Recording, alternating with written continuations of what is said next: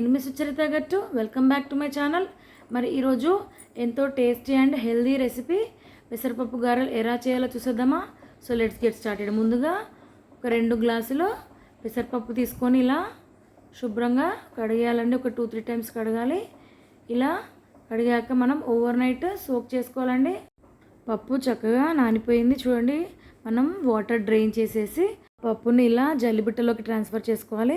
ఇలా ఒక కొద్దిసేపు ఉంచడం వల్ల మనకు వాటర్ డ్రైన్ అయిపోతుంది, ఎక్స్ట్రా వాటర్. తర్వాత మనం నానిన పప్పుని కొద్దిగా ఒక బేసన్లోకి తీసుకోవాలి. మిగిలిన పప్పుని ఒక 7-8 పచ్చిమిర్చి వేసి మెత్తగా గ్రైండ్ చేసుకోవాలండి. మనం ఈరోజు గారెల్ని హెల్తీగా చేస్తున్నాం కాబట్టి వాటిలో మనం ఆకుకూరలు యూజ్ చేస్తున్నామండి.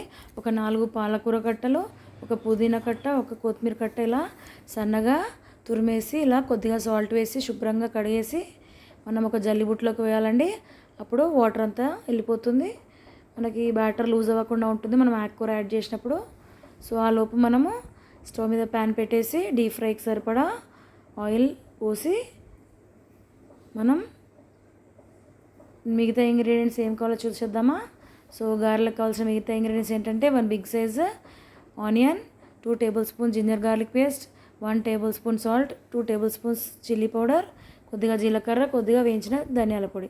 సో చూడండి, మనం పేస్ట్ చేసుకున్న పప్పుని ఒక బేసన్లోకి ట్రాన్స్ఫర్ చేసుకొని అందులో మనం కడిగి పెట్టుకున్న అన్ని ఆకుకూరలు వేసేసి నెక్స్ట్ అందులో మనం తీసుకున్న 2 tablespoon chilli powder, 1 tablespoon salt, 2 tablespoons ginger garlic paste, 2 tablespoons coriander powder వేయించిన జీలకర్ర పొడి, 1 టేబుల్ స్పూన్ జీలకర్ర, మనం తురిమి పెట్టుకున్న సన్నగా తురిమిన ఆనియన్స్ కూడా అన్నీ వేసేసి ఇలా చక్కగా మిక్స్ చేసుకోవాలండి. అన్ని ఇంగ్రీడియంట్స్ ప్రాపర్గా, ఆకుకూరలు కూడా అన్ని ఇంగ్రీడియంట్స్ చక్కగా పప్పు పేస్ట్కి అంతా పట్టేటట్టు ఇలా ప్రాపర్గా మిక్స్ చేసుకోవాలండి. సో ఇప్పుడు మనం ఒక క్లాత్ తీసుకోవాలండి, ఒక సన్న కాటన్ క్లాత్ తీసుకొని సో మనం ఒక లెమన్ సైజ్ బాల్స్ ఇలా తీసుకొని చిన్న చిన్న ముద్దలు తీసుకొని అలా మనం ఆ క్లాత్ మీద పెట్టేసి మనం గారెల్లాగా ఒత్తుకోవాలండి. చూడండి, లెమన్ సైజ్ బాల్స్ పెట్టేసి మనం ఇలా గారెల్లాగా ఒత్తుకొని మధ్యలో ఇలా హోల్ చేసుకోవాలండి.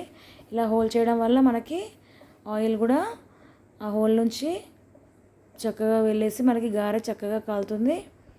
చూడండి, ఇలా అన్ని లెమన్ సైజ్ బాల్స్ ఇలా క్లాత్ మీద అరేంజ్ చేసి ఇలా మనం గారెల్లాగా ఒత్తుకొని ఇలా హోల్ చేయాలి.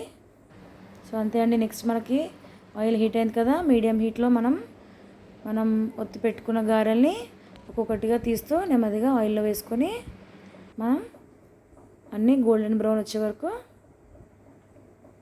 మీడియం ఫ్లేమ్లోనే ఇలా ఫ్లిప్ చేసుకుంటూ మనం గారెల్ని ఫ్రై చేసుకోవాలండి. సో మంట మాత్రం లో మీడియం ఫ్లేమ్లో ఉండాలండి. మంట హై ఫ్లేమ్లో పెడితే మనకు లోపల పచ్చిగా ఉంటాయి. సో లో టు మీడియం ఫ్లేమ్లో పెట్టేసి ఇలా ఫ్లిప్ చేసుకుంటూ మనం ఫ్రై చేసుకోవాలండి. చూడండి, పర్ఫెక్ట్గా అన్నీ గోల్డెన్ బ్రౌన్ కలర్ వచ్చాయి కదా. ఇప్పుడు మనకు అన్నీ ప్రాపర్గా ఫ్రై అయిపోయాయి. మనం ఒక ప్లేట్లోకి ట్రాన్స్ఫర్ చేసుకుందామండి. సో మీకు ఒకవేళ ఇలా క్లాత్ మీద పెట్టి చేయడం వల్ల లేట్ అవుతుంది అనుకుంటే మీరు ఇలా వేళ్ళ మధ్య కొద్దిగా పిండి తీసుకొని ఇలా వేళ్ళ మీద కూడా ఒత్తుకొని మీరు ఫాస్ట్గా కూడా వేసుకోవచ్చండి. ఇలా చిట్టి గారెలాగా ఇలా కూడా మనకి పర్ఫెక్ట్గానే వస్తాయి. సో ఈ గారెలు చాలా టేస్టీగా ఉంటాయండి, ఎందుకంటే మనం ఇందులో ఆకుకూరలు యూజ్ చేస్తాం కాబట్టి టేస్ట్తో పాటు మనకి ఆకుకూర వేయడం వల్ల ఈ గారెలు ఇంకా చాలా హెల్తీగా మారాయి మనకి. సో ఇలా వేళ్ళ మీద కూడా ఒత్తి మీరు వేసుకోవచ్చు.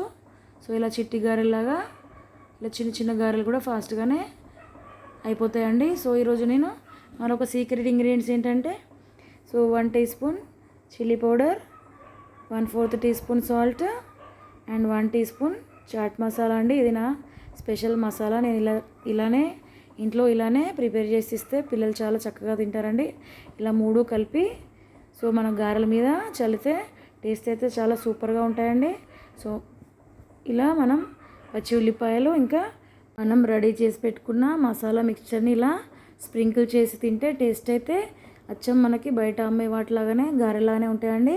సో ఈ రెసిపీ మీకు నచ్చింది అనుకుంటాను. నచ్చితే డెఫినెట్గా లైక్ చేయండి. ఇంకా నా ఛానల్ని సబ్స్క్రైబ్ చేసుకున్న వాళ్ళు వెంటనే సబ్స్క్రైబ్ చేయండి. Keep watching for more recipes.